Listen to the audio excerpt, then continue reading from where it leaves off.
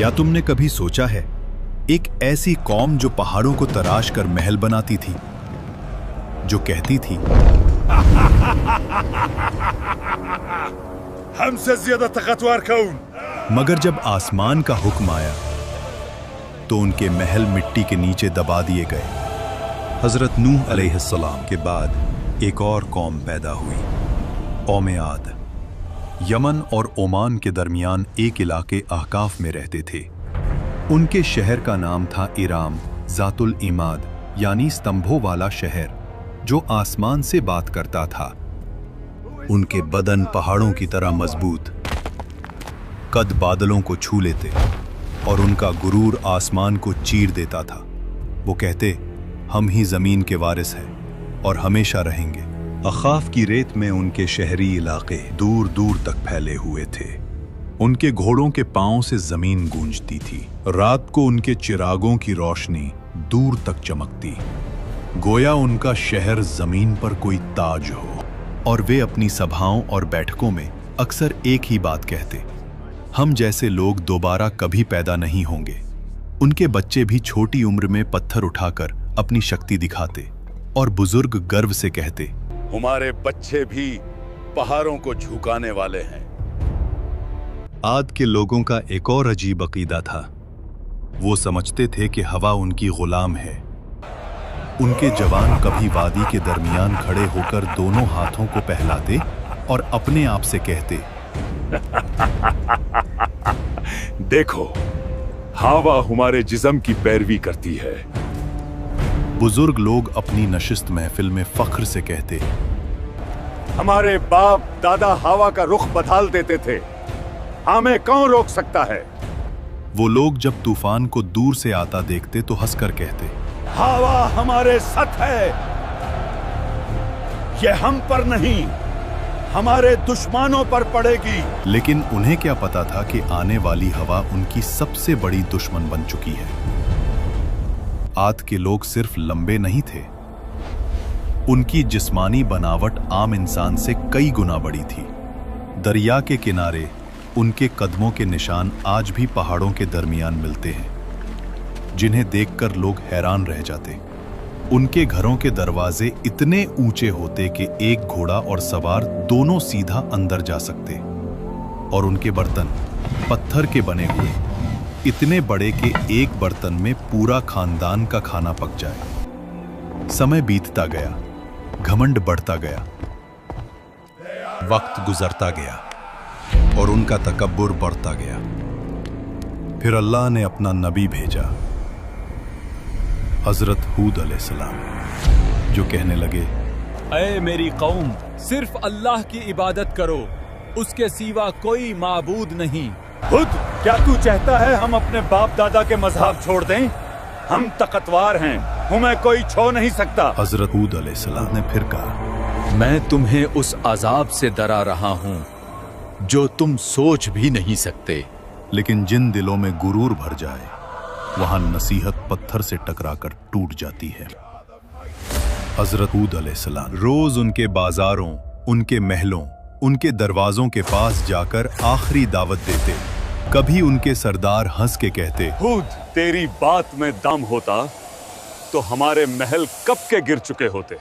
कभी कोई बच्चा उनकी आवाज का मजाक उड़ा देता और कुछ लोग उन्हें देखकर रास्ता बदल लेते, कहीं उन्हें अल्लाह का खौफ उनकी आंखों में भर न जाए। एक दिन हूद अलैहिस्सलाम उनकी असेंबली में गए, जहां उनके सरदार सोने के तख्तों पर बैठे थे। हूद अलैहिस्सलाम ने कहा, अल्लाह की बनाई हुई कुदरत का निजाम देख लो, तुम्हारी ताकत कुछ भी नहीं। मगर उनके सरदार हंस पड़े। ये छोटे वादे बंद कर, अगर अजाब आता है तो हम अपनी ताकत से उसे रोक लेंगे। अजाब से कुछ दिन पहले आद की वादी में एक अजीब मंजर हुआ।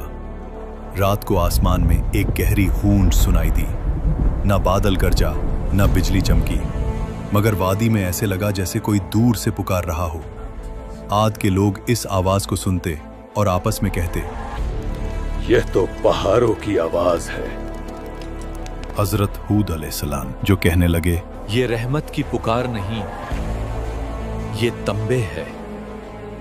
दूसरी रात जमीन हल्की सी हिली, मगर इतनी कम कि सिर्फ जानवर बेचैन हुए। देखो, इंसान हंस पड़े।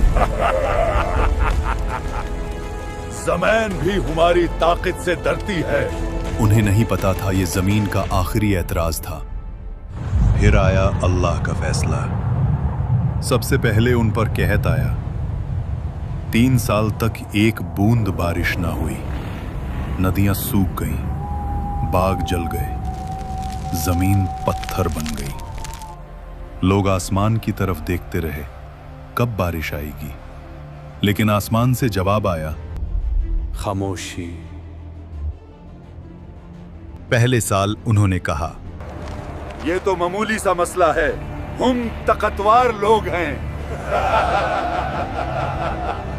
दूसरे साल प्यास ने उनकी जुबानें सुखा दी। खाली मटके दीवारों से टकराते, जानवर प्यास की वजह से गिरने लगे। तीसरे साल आद की जमीन से वो हंसी, वो फक्र, वो आवाज ही गुम हो गई जो कभी आसमान को टकराने का दावा करती थी। और जब लोग हूद अलैहिस्सलाम के पास आए तो वो उन्हें देखकर रोए नहीं, बस इतना कहा, अब अजाब का वक्त करीब है। फिर एक दिन 3 बादल नजर आए, एक लाल, एक सफेद और एक स्याह। आसमान से फरिश्ता पुकारा, ऐ कौमे आद, इनमें से एक बादल चुनो। सरबराहों ने हंसकर कहा, काला बादल, उसमें पानी है, रहमत है। मगर उन्हें क्या पता, उस बादल में रहमत नहीं, कहर छुपा था। आसमान स्याह हो गया, हवा ठंडी हुई, लोग नाचने लगने, चिल्लाने लगने। देखो,